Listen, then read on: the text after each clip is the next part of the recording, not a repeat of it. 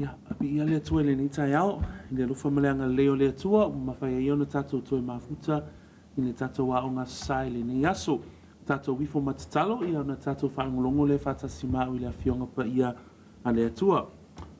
Vi ia oelo mātou toma, le ni aso foua mātou au lia mai, i le ona o so mātou malosi, ai ona o lofina ngalo alofa, ia o mātou au lia mai ei fo i le ni tai au, whaafo i ele vi inga ia te oe, i le anganga o vi inga, ma le anganga whaafatai o no Yesu. Amene, ma amene. I le whaailoa, le ele tui nātu le vai asone te anei, ia o lo tātou talatala no ina, i le mataupu lea o le e winga i le faaolaina o le tangata. So e tolu ni vaenga o lo o tātou wa o ina ai, ia mai o le vaenga o le tauami o tonu ina, lea pe e o lo o whaamamafa ia i le tātou wa o ngā i le nei vai tau. Ai, o le a tātou a vea fo i le nei aso sa, e wha mautu wai nisi o ngā ua tātou i loa.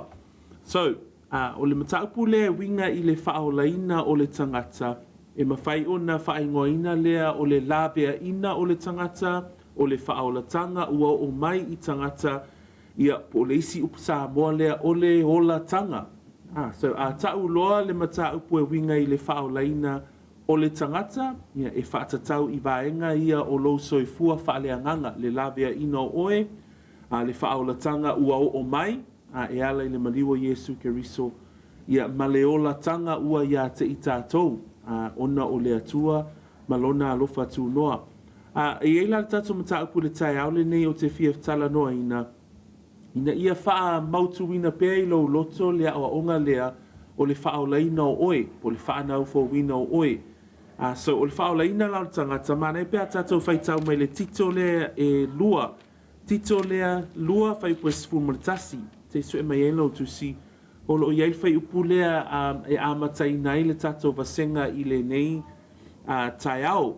Tito e lua a lona mtaapu e au lona whai upu e sefulu ma le tasi. E whatatau lava lea i le holatanga mai le atua. O le holatanga mai le atua, fa mai le whaitauina o le whaitau lea tito, alona mtaupu e lua, whaipu e sifuru le tasi.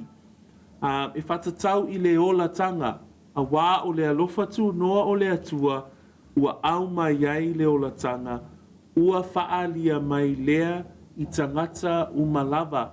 A tala noa loa tātou i le mtaupu o le tauami o tonuina o le tangata, o le whaapa iaina o le tangata, o le faa mamaluina o le tangata, o mataupu ia o loo taatia mai to tonu o le faaolaina o le tangata. So, a tātou i loa le mataupu lau tele o le faaolaina o oe, o mataupu ia o loo taatia mai ai to tonu o le tauami o tonu wina o oe, o le faapa iaina o oe, o le faa mamaluina o oe, po le tino i le taimi o lumanai. Ai o vaenga ia tātou te iloa i le awa onga o le tuspa ia o le soifua faaolaina o le tangata. Lea lai whai mai paulo i le tusi lea tito o le alofa tu noa o le atua ua au mai iai le olatanga. So a tala noa tātou le mta upu o le faaolaina, le whanau fōwina, ia iloa le lei tātou o na tali atu e mai le alofa tu noa o le atua le olatanga. O le alofa tu noa o le atua e whaolaina i tātou pe na whanau fōwina i tātou pe ila ona iai i le tusi lea Ioane tolu a lona whaipu se fulu ma le ono le whai mai e fōi upo Yesu ia niko temo. A wā ua whapea lava o na alofa mai o le atua i le lalolangi. So a ewa ai i le whaataatia mai e le atua o le whanau fōwina o le tangata o le faaolaina o le tangata, o le alofa mai o le atua. O le alofa mai o le atua. Le lai whai mai ele Ioane nai tolu upo Yesu, ua whapea lava o na alofa mai o le atua i le lalolangi. Manatua whai leisi fisili le nā, o ai e au mai iai le alofa o le atua. E nā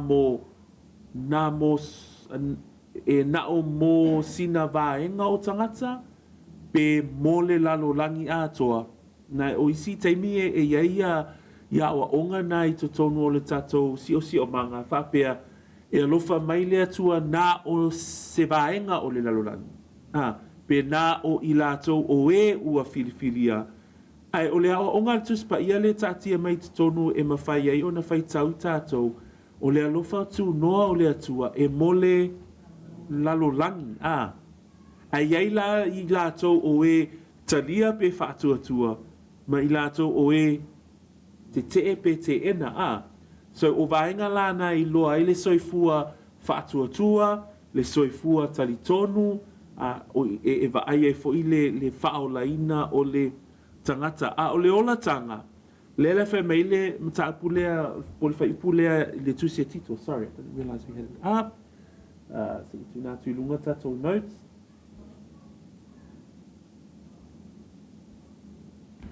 Le mataupu lea winga i le faaolaina o le tagata.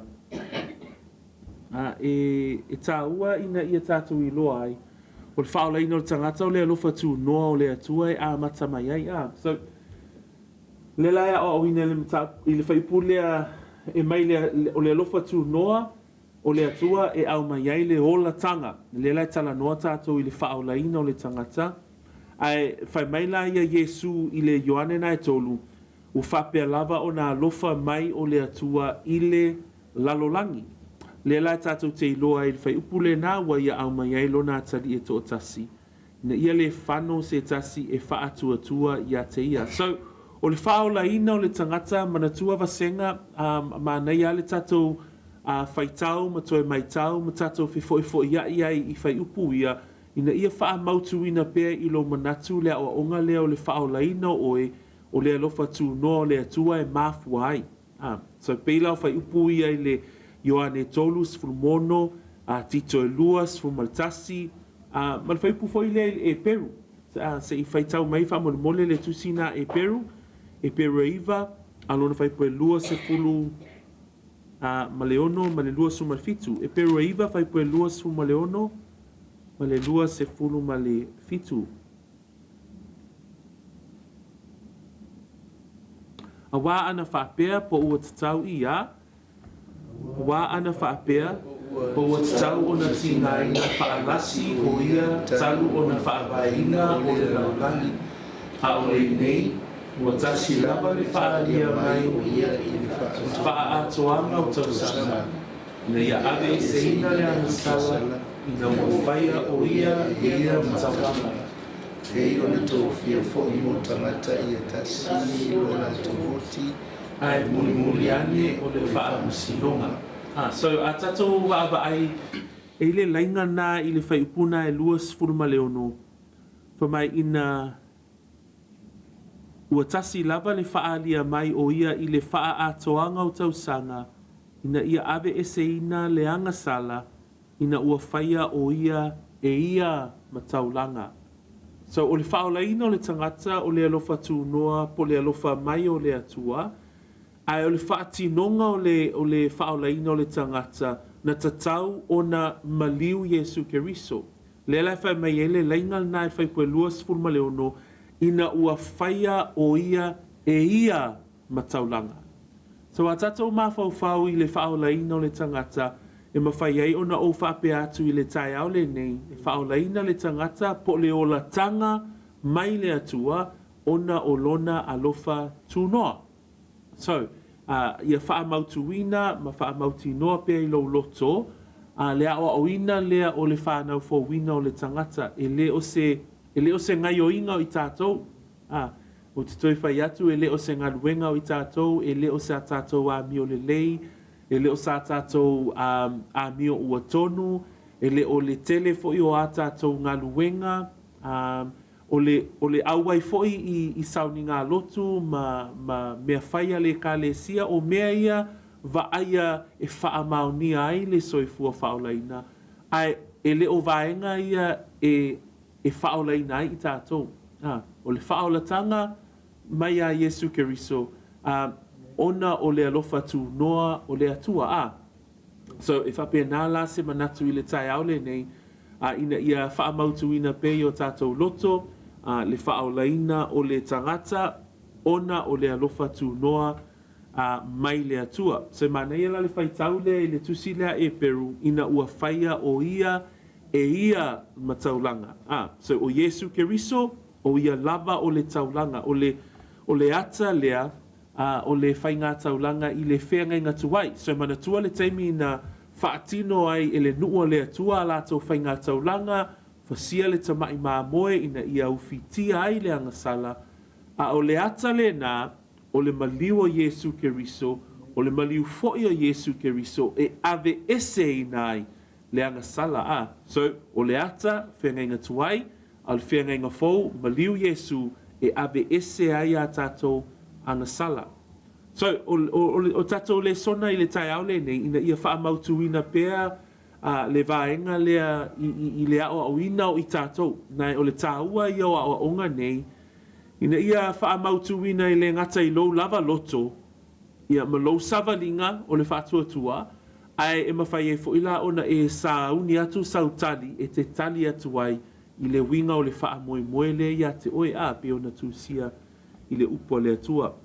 Manatulo na lua o le tai au le nei, manatua sa tatou matau na tala noa i upu e wha o ngā ina e wha matala ai le soifua faaolaina. Le lawa tatou i loa o le olatanga e mai lunga, o le olatanga o le alofa tū noa mai le atua. Ai ei fo i upu e wha matala ina ai le soifua faaolaina o le tangata. Sau le la pe ona tatou matau na wha asoa ai i le tatou vasenga.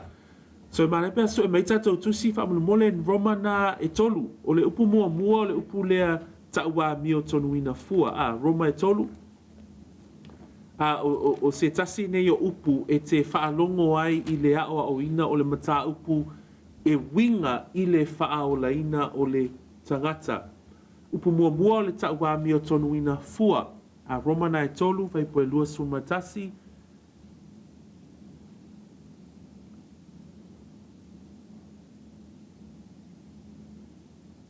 Mana pia fai tau mai amata mai fai poe lusu malfa e o lusu maleono, lusu malfa e o le fai poe lusu maleono. Le upu lea fa mafa i tatou fai tau o le taua mio tonuina. O lea foi, Roma tolu, lusu malfa i le lusu maleono o taua mio tonuina ia. Ua taua mio tonuina fua i lona alofa tūnoa i le toniola e a Keriso Yesu. O le ua tuina mai i luma e le atua. O le e kina ngalo mali e ai le whaatuatua i lona toto. Ina ia whaali tino ina mai lana mio tonu. I le tau ia o angasala o mabae. I le whaapale o le atua. Ina ia tino ina mai fo'i na mio tonu i ona pōne. Ina ia i loa ai o ia o lea mio tonu. Ma ua taua mio tonu ina e ia. So o le taua i o le leina muli le na o le whaipuna e lua sifun maleono. Na e mai ma ua taua mio tonu ina e ia le ua whaatuatua.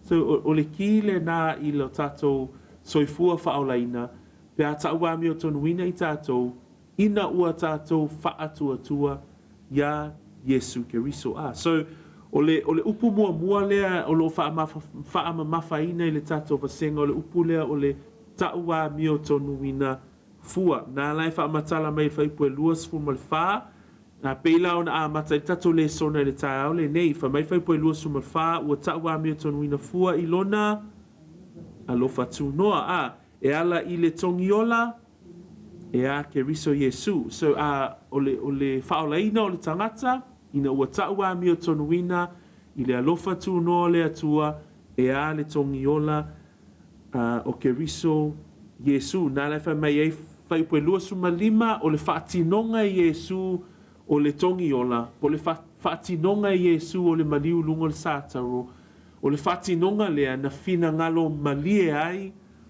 le atua. O le mānei o le whaamatala ina o le upule na o le e whina ngalo malie ai i le whaatuatua i lona toto. Manatua o le whaamatala ina o le upule whaamalie ina ai le whina ngalo o le atua.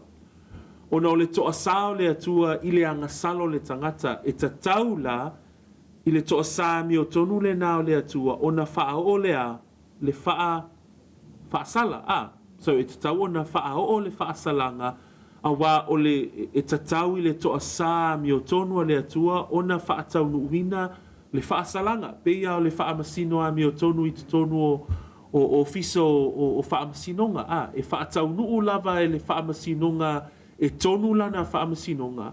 Lana whaamasinonga tonu, e whaapena fo i la le atua. I le anga sala lau le tangata, e tatau i le atua o na whaao o ia te i tātou, lana wha masinonga tonu, po o lana wha sala tonu.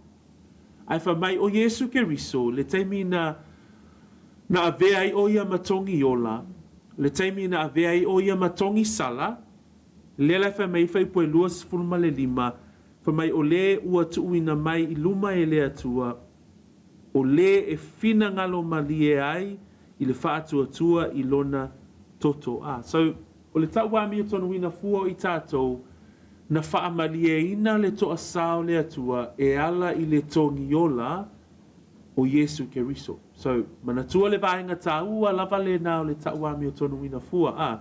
Ina o maliu Yesu Keriso, whaasalaina o ia o na oa tāua anga sala, e fina ngalo malie le atua, ma le toa sala o le atua, o whaamalia ina le toa sao le atua, ona o le maliwa Yesu Keriso. O le upulona lua na o lo whaonga ina i te tono le tatu wasenga, o le upulea ola whaapa ia ina. Le fuila e tatu te whaasolo ia i tatu Lesona, a le upulea mawhai ei foi o na tawa whai te tono o le winga ma le whaamatala ina o le soifua faaolaina. So, e le ngatala i le tauami o tonuina, a le upu lea ola whapa ia ina. Se sue mai lalo tu si whamole, mua le Thessalonia luna mtapu e wha. I le soifua o le tangata whaolaina, e whaolaina lo le tangata o inafo i tātou te wa ai. I le savali, i le ola ai, i le ola i aso whaisoo, i le ola tupu ae, i le ola wha matuaina. Pea upu ia e tu inatu lava i le whaia o ngā ina ia wha mautuina. I le manatu lea o le soifua o le tangata o la whapa iaina, i le ngata o le tauami o tonuina.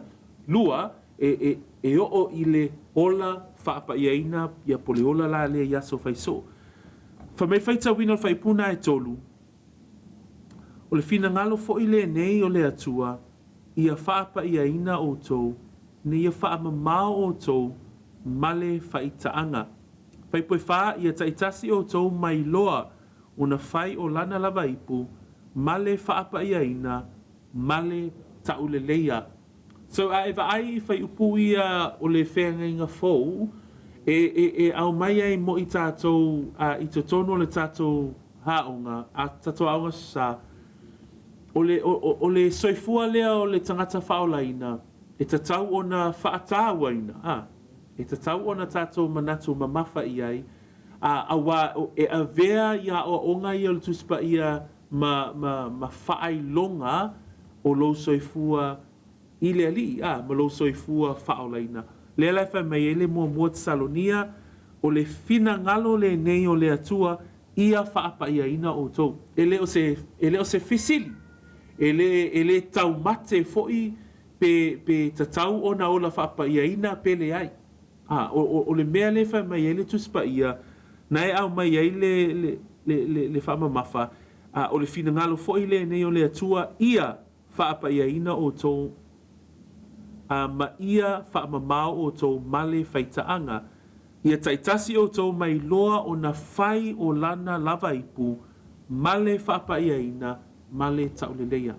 So o le fisosoani mo le tātou vasenga i le nei tai au, o na o le tala noa ina e tātou le mataupu e winga i le whaolaina o le tangata, i le whanau fōwina o le tangata, i e tatawana tātou mauti noa, ua tauami o tonuina i tātou lua, o le isi upu e au ngā mo i tātou, o le upu lea o le ola whaapa ia ina. Le isi upu tātou te ilo fo i mei te tonu le tuspa, i o le upu lea whanau fōwina. Le la tātou te ilo e le tala anga ia Nikotemo ma Yesu Keriso, le mau le Ioane na e tolu, whaipu mua moe o le whaipu e lua sumatasi. Le tusi e lua al koranito na e fo i le whai upu e whaatatau i le whanau fōwina o le tangata. I upula ia Paulo ina ua toe o le olanga suia o lo iaina i le mua le lua korinito mtapue 5 faipue lua sefulu ma le tasi a toa ai ma le faipue sefulu ma le fitu a suelo tu si fa mole ai faitau mai faipuna e lua faipue sefulu ma le fitu ma le faipue lua sefulu ma le tasi o le lua korinito mtapue 5 o le nei ia o le nei a fai o ia te riso se tasi o le tagata fōia.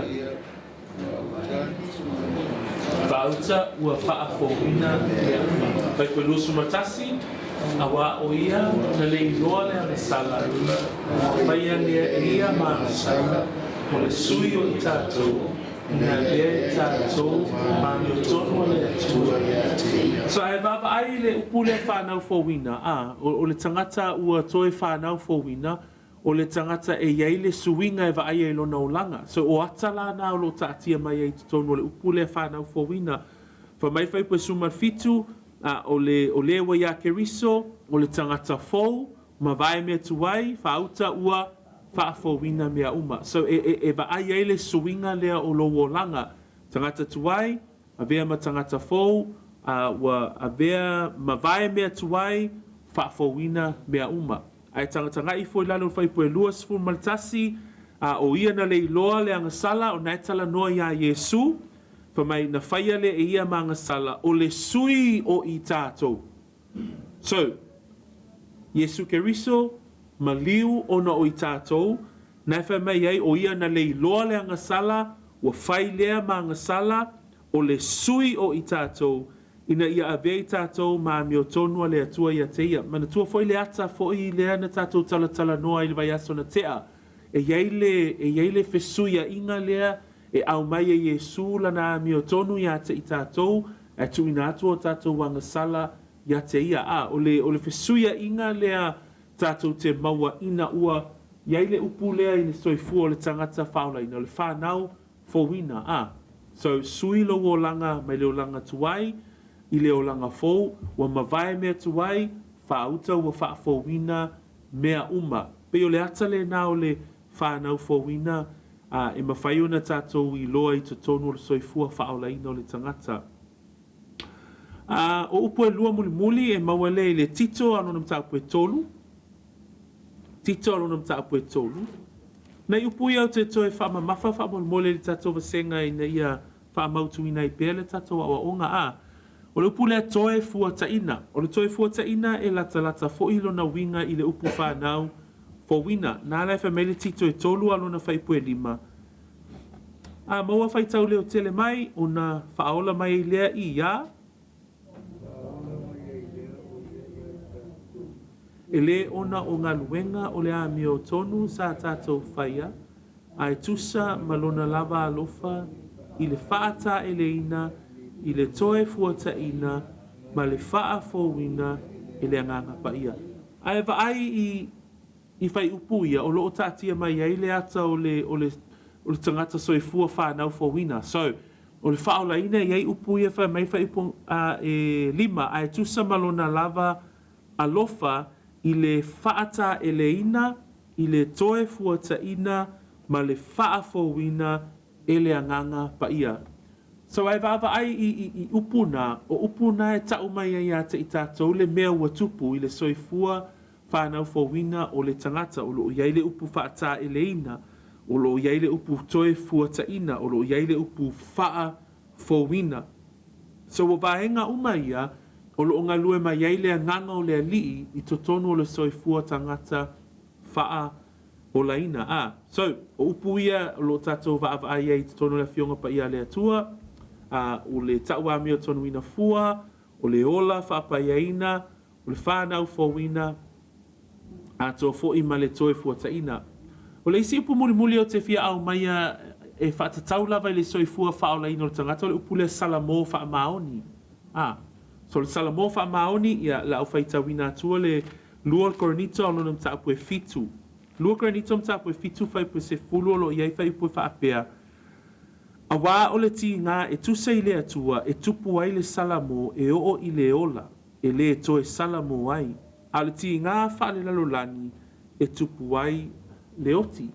O upu ia Paulo le kalesia le Korinito, ono le kalesia Korinito le o se kalesia whai ngofie.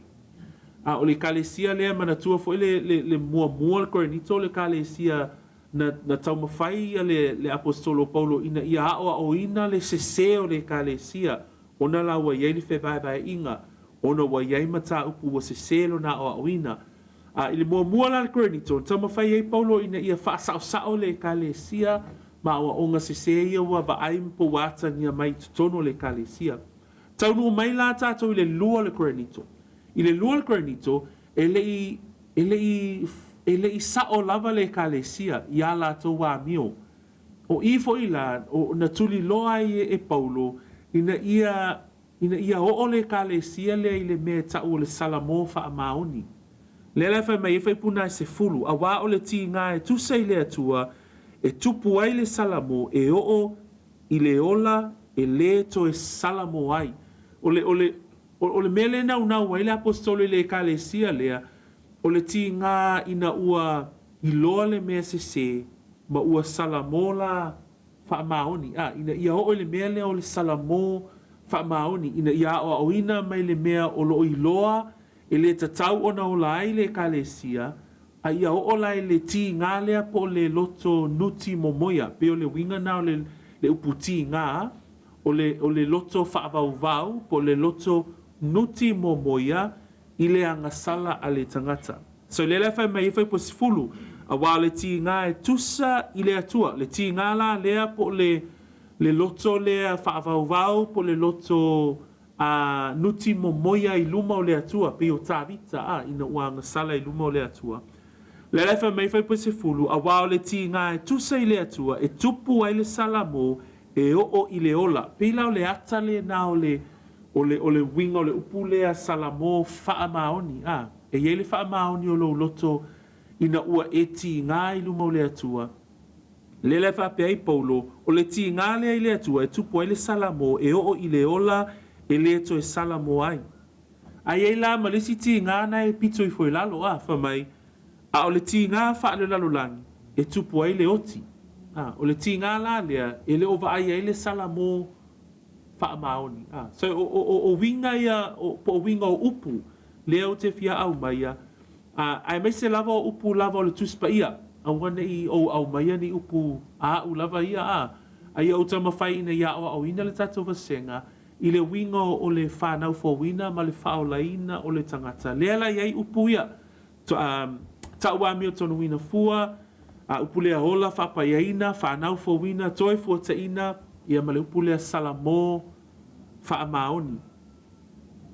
So, o tato Lesona tai au le neipe o nai vaenga ina ia toi whaamanatu atu pēr ia te i tātou le tato mataupu o le whaolaina o le tangata So, a tato vaai o le ola tanga, e mai le atua o le alofa tu noa mai le atua.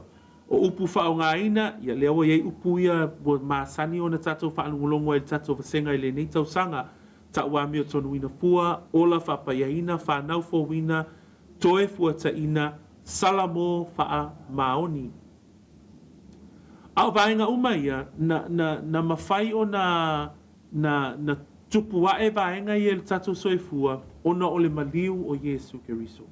So manatua le whaipule le Roma e tolu, o le watu ina mai luma o le atua, o le e fina ngalo malie ai i le whātua tua i lona toto. So, pe o le whaati nonga o le whanau fōwina, ma le whaolaina, ma le toe fuataina, ma le salamo whaamaoni. O le whaati nonga o vaenga uma lava ia, o le maliu lava o Yesu.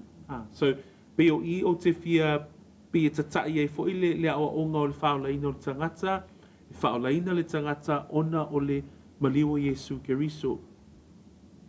Ai malava la mea uma, e iu i le vi inga o le atua. So mana tua lo soifua whaolaina, e le iu i se vi inga o oi. E le iu i le e te tamau ai ngai, pe te le enia o mea e maua le ai, e iu i le vi inga o le atua. So o le ola e whaavavau, fo i le nei, le whamai le Ioane Sumafitu, o le ola e whaavavau fo i le nei, ia la tau i loa o e le atua moni e tō tasi, a toa ma le ua e awina mai, o Yesu Keriso lea. So o le taunu unga lea o le faaolaina o le tagata. Pe ona whaamamafaina i le tatou Lesona i le nei vaitau o le tausanga o lo tatou wa ina pea o le faaolaina o oe ma le faaolaina o e iu i le vi inga o le atua. So vaenga i o le tatou Lesona i le nei tai au na ofia au mai e tatou te tala noa ai. Mo le sauni atu o le masina fou, mea o le masina fou e a matai le tatou, e whaawawina pea le tatou mataupu, ia o le a tatou vavai i le ola whaapaiaina So le la ua mai atu, o na tatou tala noa i le upu le ta wami o tonuina fua, a le masina fou ia aperila o le tatou vavai i le upu lea o le ola whaapaiaina, ia ma lea o awina fo i le tuspa ia o lea, lea vaenga tāua, i lou soifua faaolaina. So vi ia lea tua, ma lo fo i le whaalongolongo, ia ai au le whaiwina le tatou wasenga, ma tatou maanga ia tu i le tatou sauninga, pe iei se fesili, pe iei fo i se upu whaasoa, ia olo iei le tatou wasenga. Tama?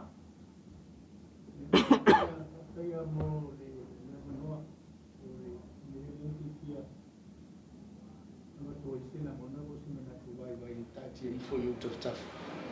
Nang leo te loi ia fine ia le mo mai e nang ngau ile ni ia panolongo le fasamo o iketi o sabai mo pe ma fai o afia e lau maka upu se kai muli ingai ba ingai ma fai ingai au mai re ngana palan inga ia alu di tagata au e se mala anga i longa loko o me e fasamo umai oi pe inga e kawa inga ia e pai ia ina ia alu au e se mea nga e mo ila ba o leo mai whanongolo a le mangingo le ke le ia lato e le ia ma koki sabo le le fasamo al karsanga fa mun mo le pe ma fai onga e li liwanga inga ia se nga o sa fa i skulu lima milu ke le ia ko fai se ia alu ai au la ia se mea i lona loto po i lea ia po fai uma ia pe ma fai fo i onga ai le o kai mi uma ai sila mai ia ele o ia se si o le i uma ka ka sa mo e man mala o me nga e a fide fa inga i la ai nan fa mana to be fa. So Tama was just saying for our non-Samoan speaking students that I add a summary into our lesson just to give an explanation on what today's lesson was about. So thank you, Tama. I will take that into consideration for our future Sunday school classes. I will have a summary, especially for our non-Samoan speaking students. Today's, just as a quick summary for today, as we went through today's lesson, it was just, again, reinforcing the study of soteriology in its broadest sense. It's around the regeneration of the heart of mankind. What does it mean to be saved? That's the big question that we have, and that's the study of soteriology. Remember, when we think about the word soteria, that's a Greek word, and soteria is the rescue, or how one is delivered. And then soteriology is the study of how one is delivered. And so it's understanding how we are saved. And we've been discussing today these key words. One is we've been made righteous. So that's one part of the study of soteriology, that we have been made righteous through Jesus Christ. It's also talking about, or another word there, how we've been made righteous is the word justification. We also look at sanctification. That's ola faaolaina. So we also look at how do we live out our lives as believers that have been justified. Another term that we use often in our salvation is the word being born again. So, or regeneration. Those are words that we come to understand as part of our story of salvation. And then true repentance is that word salamo fa'amaoni in Samoan.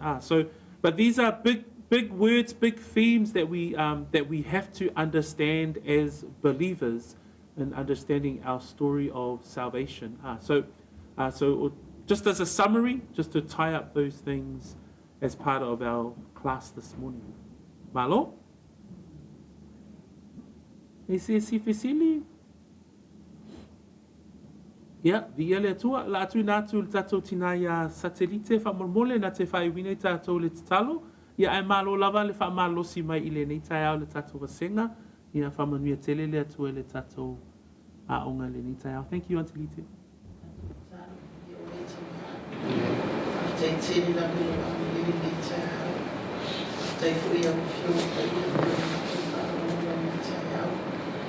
E au kona mai e mātou e ane lunga ka i e so swaki e mātou ni taia. Tai fui lau whamuni ane lau ono ni au anu mai e lau whamani. I mātou ni e mātou a o ina pēru whamaru e are faaolaina. Muni o mātou o mātou ono i a te oe mātou tamā. Mātou o ina pēru mātou fie whaamolongi. Lo whinangalo e meise lea o ina o na kuku le ni e le tai au. Le tai au a susata i tasi. Mia mai lau fio e mātou no le tai au. Sa mi e mātou mo lo finangalo e ala i lau fortnightly. I le tai au tamā. Pafu i peru ki mai ati oe. Mia fo i uso uma o mātou mafuta le tai au. Lo usua fa Yesu. Amen. Amen.